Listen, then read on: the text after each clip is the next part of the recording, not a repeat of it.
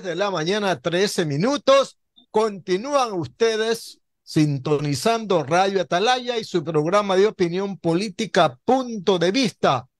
Vamos a hablar a continuación con el doctor Francisco Plaza Bohor, que es gineco-oncólogo y mastólogo. Además, él ha sido presidente de la Federación Médica Ecuatoriana del Colegio de Médicos del Guayas y es un permanente consultor en temas de salud de los medios de comunicación, en particular también de Radio Atalaya. Vamos a dialogar con el doctor Plaza porque hace poco nomás se celebró en todo el mundo el Día Mundial del Síndrome de Inmunodeficiencia Adquirida, SIDA, en donde pues vemos que este es un problema de salud pública, no solamente del Ecuador, sino de todo el mundo, y en donde pues algunos parámetros y estadísticas nos hacen predecir que este problema continúa pese a los esfuerzos y a los controles que se hacen por parte de las autoridades y también de las personas, en busca también pues de lograr en algún momento que pueda llegar pues el remedio para evitar esta propagación. Doctor Plaza, buenos días.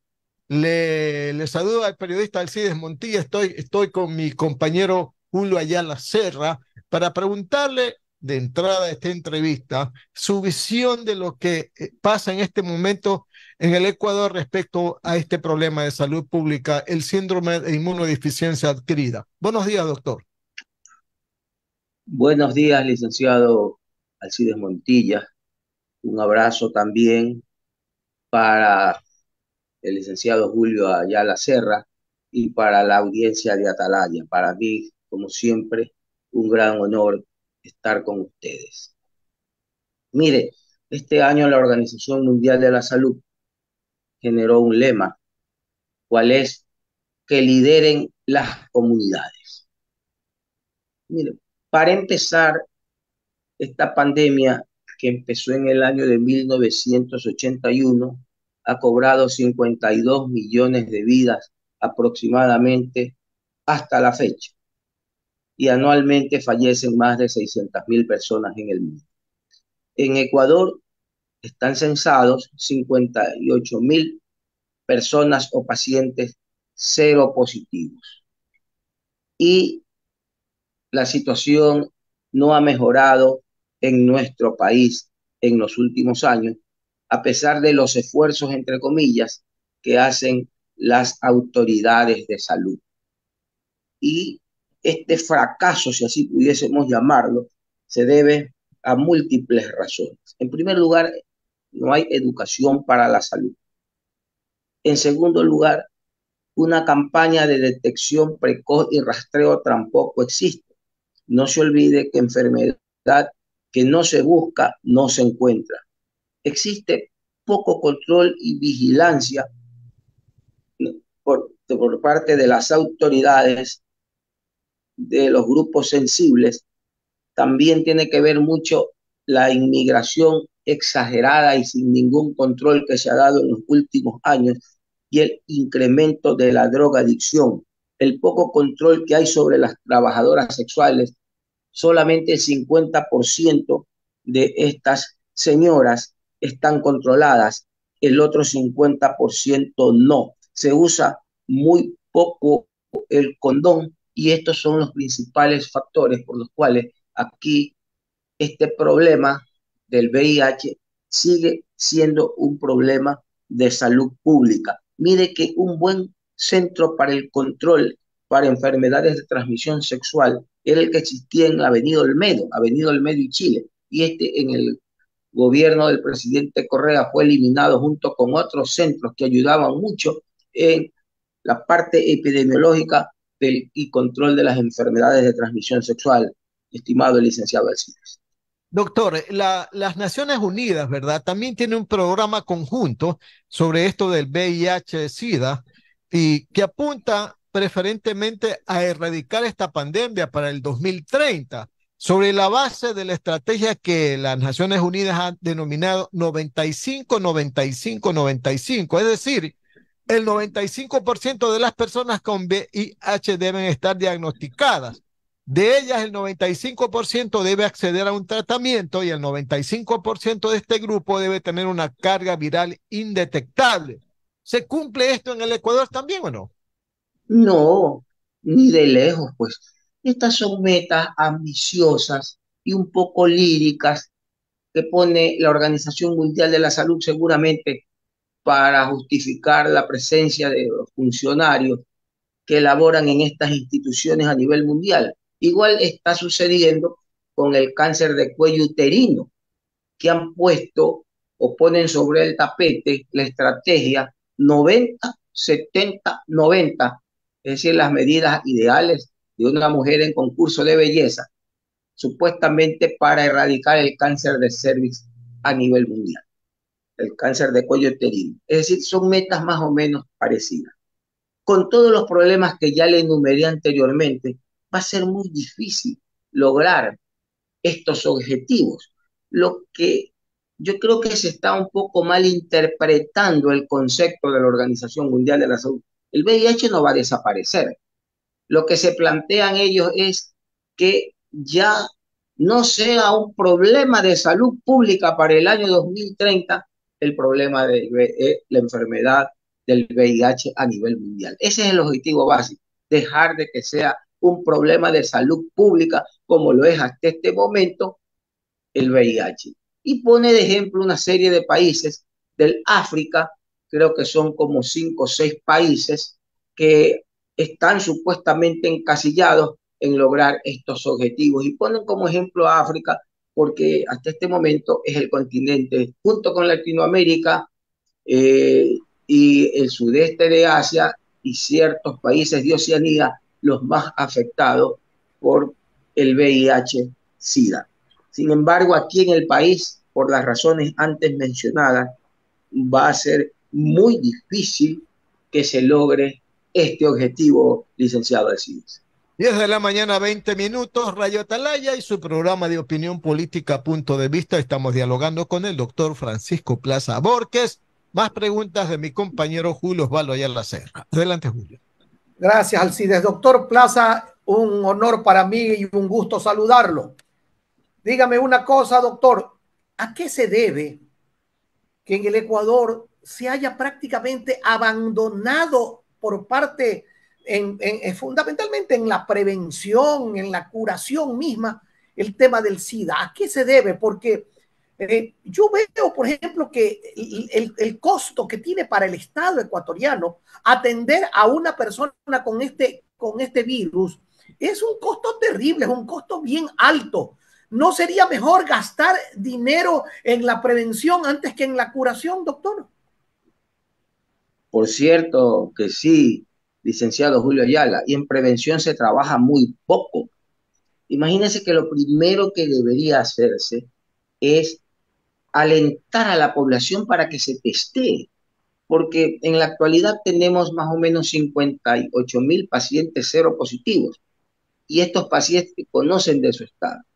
Pero eso multiplíquelo por 3. Deben haber siquiera unas 100.000 personas que están circulando con el virus y no lo saben y están contaminando al resto de la población. Esto es lo primero que hay que hacer, porque en epidemiología este dicho, que enfermedad que no se busca, no se encuentra, llevada a la realidad del SIDA, es un hecho incontrastable, mi querido licenciado. Ese es el punto más importante por donde deberíamos empezar, junto a la educación para la salud, principalmente a nivel de lo que es de nuestra población de niños y adolescentes, estimado licenciado.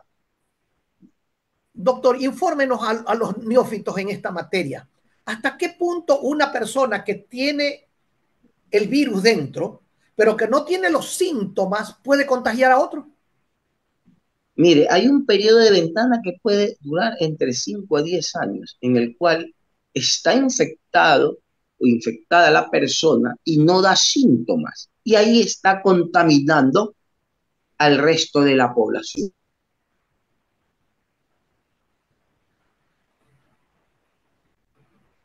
Se apagó su micrófono, doctor.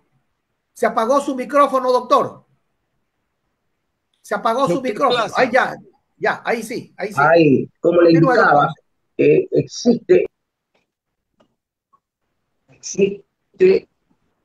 un una serie, por ejemplo, se usa poco el condón como le indicaba, incluso hay trabajadoras sexuales que tienen una tarifa especial por no usarlo. Todas estas son situaciones que conlleva a que no se pueda controlar este problema del VIH. Básicamente es el no testear a la población, porque estas personas que ya están infectadas son asintomáticas porque no han desarrollado la enfermedad y están contaminando. Si se testearan, pudieran ser tratadas en primer lugar oportunamente. Y en segundo lugar, ellas serían conscientes del problema que tienen para que tomen precauciones para cuando se relacione con otras personas en el aspecto sexual, lo hagan tomando las precauciones, porque incluso ahora hay hasta fármaco prevención para relaciones sexuales inseguras. Pero nada de esto se da por parte, en este caso, de las autoridades de salud, que son quienes deberían delinear todos los protocolos a seguir para el control adecuado de la enfermedad.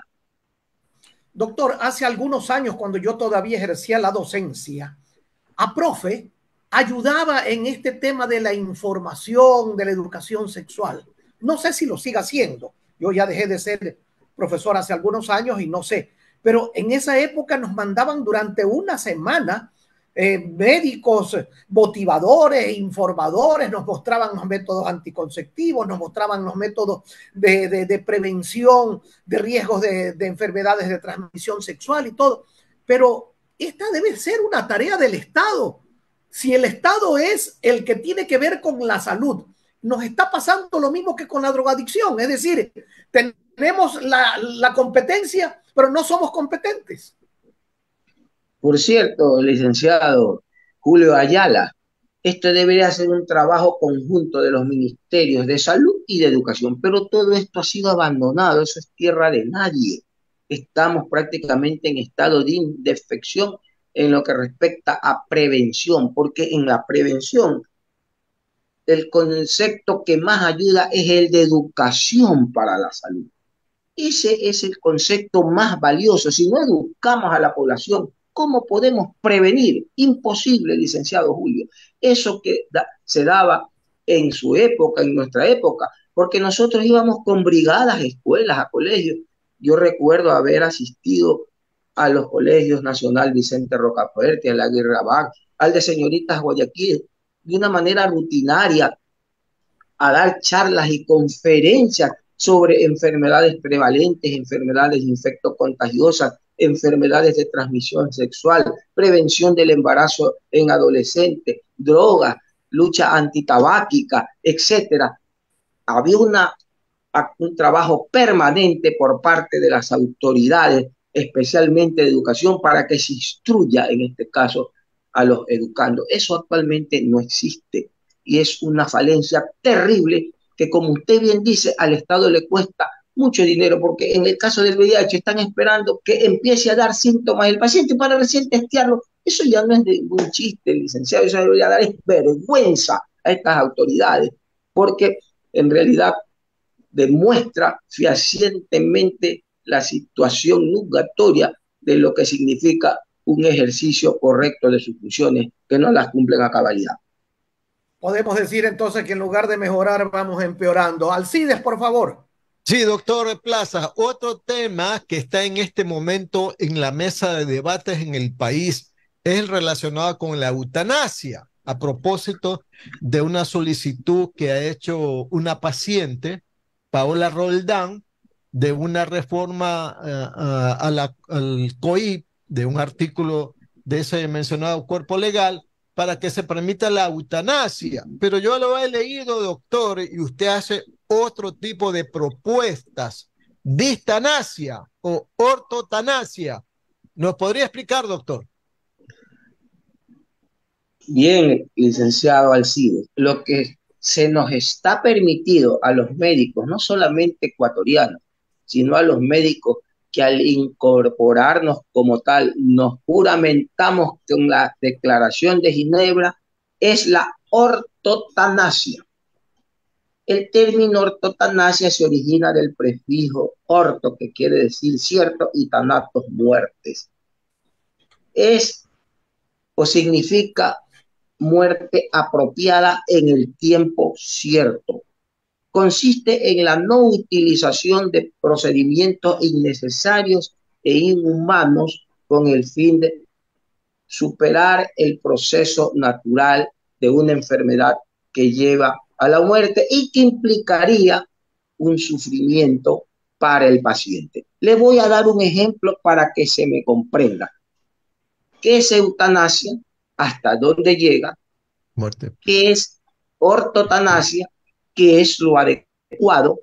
¿Y qué es a su vez la distanasia? Supongamos que tengamos a un enfermo grave en la unidad de cuidados intensivos de una clínica al cual ya le han dado 3 o 4 paros cardíacos y que está ya fuera de recurso médico.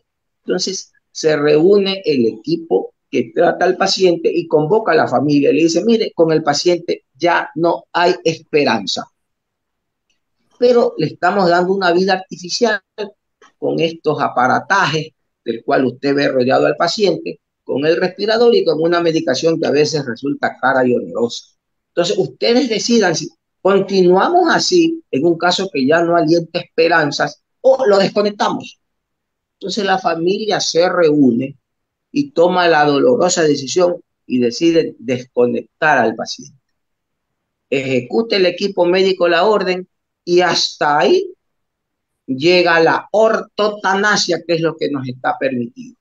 Porque, ¿qué puede pasar, mi querido licenciado Alcides? Desconectado el paciente en tan precarias condiciones, en el 98% de los casos el paciente va a fallecer a los pocos momentos. Pero, ojo, pudiera suceder y la literatura está llena de casos y de ejemplos. Y usted busque ahí en el doctor Google y va a encontrar muchísimos casos que los pacientes desconectados de estos métodos que dan vida artificial han seguido viviendo por horas, por días, por semanas, por meses y hasta por años en esas condiciones precarias. Entonces, la ortotanasia llegó hasta el momento de desconectar, el no utilizar procedimientos extraordinarios para mantener la vida artificial. ¿Qué sería la eutanasia? Que venga un familiar y le diga, doctor, el paciente sigue viviendo, el corazón le sigue latiendo, póngale una inyección a la vena y termine con la vida de él. Eso sería la eutanasia. ¿Y qué sería la distanasia? Lo contrario. No, doctora, el paciente ya le han dado 20 paros cardíacos, está con un respirador. Si le da otro paro, vuelvan a sacar, métale 2 respiradores y traiga los mejores medicamentos y manténgalo con vida artificial, lo cual ya no se justifica. Es decir, el ensañamiento terapéutico con el paciente que lo lleva al sufrimiento, eso se llama distanasia. Entonces, tenemos la eutanasia en un extremo, la distanasia en el otro extremo y la eutanasia en el centro, en el medio, y qué es lo adecuado y ético que tenemos que seguir con los medios para un ejercicio profesional correcto. Entre paréntesis, lo que está pidiendo la paciente, de hecho, Vox Populis de su caso, no es eutanasia, ya lo que está pidiendo es un suicidio asistido, que es muy diferente a la eutanasia, porque la eutanasia ahora los tratadistas lo ubican principalmente para pacientes que están en estado de inconsciencia, que no pueden decidir per se. Pero cuando el paciente está consciente de lo que pide, eso se llama suicidio, como todo suicida, pero el suicida lo hace de una manera consciente y pide a la paciente, con quien me solidarizo, entre paréntesis, al igual que con su familia, es que alguien apriete el gatillo. Entonces diferenciemos perfectamente los conceptos, mi querido licenciado Alcide, y esto es muy importante para que el público conozca sobre qué terreno estamos pisando. Oiga, excelente su explicación, doctor Plaza, en realidad que nos abre otras alternativas en este tema de amplia discusión en el país, porque solamente nos habíamos referido al caso de la eutanasia, pero usted nos está diciendo que también hay la ortotanasia y la distanasia, 2 elementos que deben de ser muy considerados al momento de tomar la determinación final por parte de la Corte Constitucional, entiendo yo, pues doctor, ¿verdad? Claro, desgraciadamente estos temas tan delicados están en manos de gente ignorante, neófita en los mismos, y que lo único que hacen es obrar, actuar y resolver como si esto se tratara de una aventura, cuando en realidad no lo es debido a que no se asesoran bien y están pisando un terreno que no refleja las realidades de los acontecimientos que se pueden dar a través de temas tan delicados. Julio, sus preguntas finales, por favor. Sí, doctor Francisco Plaza, dígame una cosa, volviendo un poco al tema del SIDA, porque a mí esto del SIDA me preocupa. Lo que usted ha narrado es realmente dramático. Esto de que la prostitución se le ejerce muchas veces en forma irresponsable, de que no hay un chequeo para estas personas. Peor en los casos de homosexualidad que ahora son tan comunes, tan públicos, tan notorios, y que es el factor fundamental para la transmisión de esta terrible enfermedad. Yo le converso una anécdota. Yo conocí a una persona que tuvo relaciones con una mujer que tenía marido. Y esta mujer transmitía el SIDA. El marido muere y la persona que yo conocí también murió. Y ella, a pesar de que era la transmisora, todavía está viva. Se dan casos de esta naturaleza, ¿no? El famoso basquetbolista ese, el Magic, en los Estados Unidos, pese a tener el SIDA y todo, ha tenido el dinero suficiente como para poder costearse los antivirales o retrovirales, no sé cómo le llamen, para poder subsistir. Pero me pregunto yo, esta enfermedad que normalmente le cae a la gente de menos recursos económicos, ¿cómo puede ser solventada si no es a través del Estado, doctor Plaza? Es que la propia Organización Mundial de la Salud sacó una ley, entre comillas, que obliga al Estado a dar los tratamientos.